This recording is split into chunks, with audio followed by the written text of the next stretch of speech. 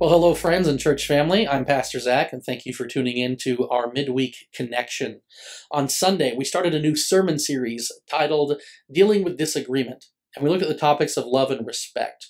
And when discussing respect, I had mentioned how if we have disagreement with someone, we can still demonstrate respect because we know that they are a person of value. Even if we are in disagreement with their lifestyle and their perspective, we can demonstrate that they are a person of value because we know that they are a beloved creation of God. Every human being that you encounter, no matter if you are completely opposed to who they are, if all of their choices are negative, they're still a beloved creation of God, and Jesus Christ still came to die for their sins just as much as he came to die for yours. So, part of what we talked about in dealing with disagreement, and when we covered respect, I gave 2 tips. Ask questions respectfully, helps us develop a relationship and a baseline for our conversations so that they don't turn into arguments. And that was tip number 2, avoid arguments. Because arguments nowadays have just become about winning and not about understanding. And as people who represent Jesus Christ, our goal shouldn't be to win an argument.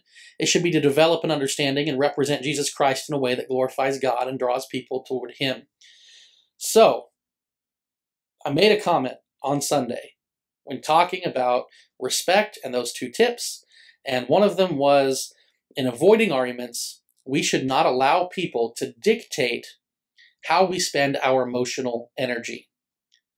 We should not allow people to dictate drawing us into arguments, that we are in charge of the words that we use and how we use them. What are you spending your emotional energy on? And I wanted to talk just briefly about emotional energy because we couldn't cover it on Sunday.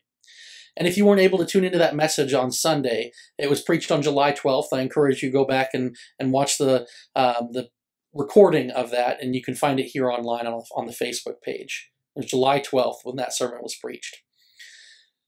So, emotional energy. I want to expound on that a little bit. We all know that we have physical energy, and that our physical energy can be affected by our input and our output. That if you work too hard, you're going to have some sore muscles. And so if you have to continually work hard, hopefully you will develop and grow those muscles so they won't be as sore the next time you work that hard. Now, part of that output is dependent on the input. If I'm only eating junk food, I'm not going to be healthy enough to work hard. My muscles aren't going to be strengthened enough to do the work that I need to do. It's the same with emotional energy. If I am only inputting junk, then my output will be junk. So what is your emotional input? Does your day start with listening to some 24-hour news commentary talking head that only discusses and yells about the latest controversy, scandal, or disagreement? So then, because that's your input, your output then are Facebook posts and conversations and talking around the supper table about, oh, this, and this is what this person said, and it's all anger and division. Your input and then your output, they are connected.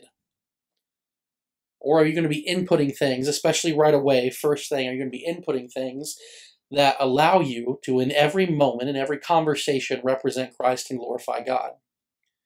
Because that's who we are called to be as followers of Christ. We are called to represent Jesus to this world, to bear the light of Christ, and to glorify God in all that we do. Your input will match your output. I encourage you to take a look at the life of Jesus Christ when you are considering, how am I inputting into my emotional energy? How am I growing it? How am I developing it? Right away in Jesus' life and ministry, when we look at the Gospels, right away we see where a priority for Jesus is taking time alone to connect with God. In the Gospel according to Mark, which it is thought to have been the one that was written first, the Gospel according to Mark, we look in chapter 1, verse 35. We're only 35 verses in to the life and ministry of Jesus Christ, and we see Jesus going alone to a quiet place to pray, to connect with God. Now, if the Son of God takes time to connect with God, how much more should we? That input into our life, that input, it is necessary to grow our emotional energy, to develop it, to strengthen it.